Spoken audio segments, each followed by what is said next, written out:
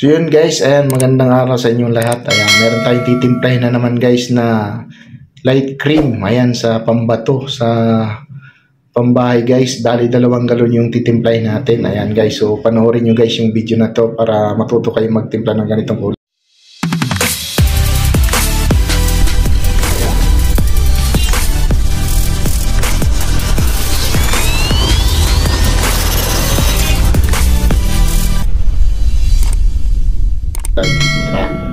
So ito guys yung titimplahin natin.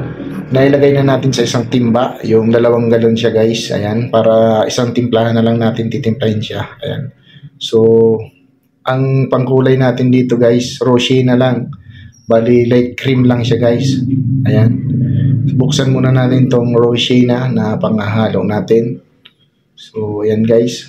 So papatakan lang muna natin siya ng kaunti para ma-chansa natin yung kulay. Ayan guys. So imikos-imikos na natin yan para makita natin kung okay na ba or ano. Kasi light cream lang siya guys.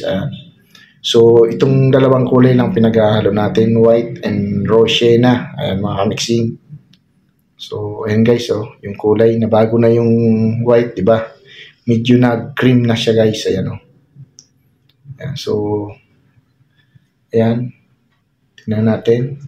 So, kunti pa guys, lagyan pa natin ng kaunting rosé dyan, ayan, para mahabol natin yung pinapatimpla sa atin guys.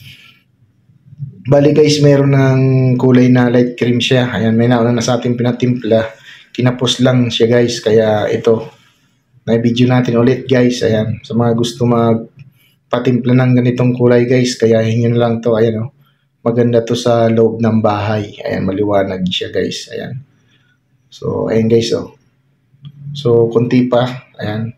Medyo light pa tayo ng konti guys. So, hahabulin pa natin siya guys. Ayan, haluin muna natin siya ng maigi.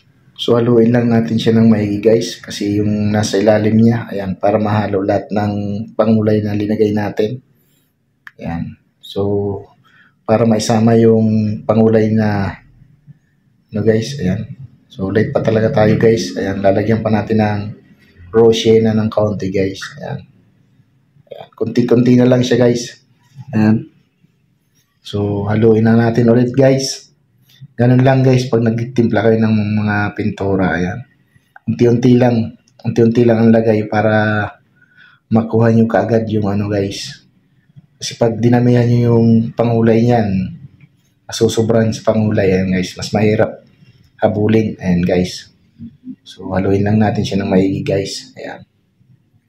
Ganyan lang guys. Paikot-ikutin mo lang yan. Katulad ng pagpapaikot sa'yo. Ayan. So, ayan guys, So, okay na siya guys. Ayan. Parehas na siya guys, Parang Xerox copy na siya. Ayan. Ganda ng kulay guys, sa loob ng bahay na to. Ayan. So, yan lang guys, Ganda ng kulay, Ayan. Pwede na yan guys, Xerox copy na siya. So maraming salamat guys sa mga nanood sa atin at mga nagsishare sa ating mga video na to guys. Ayan. So sasali na natin siya sa 2 galon. So thank you sa inyo guys. Bye bye mga mixing.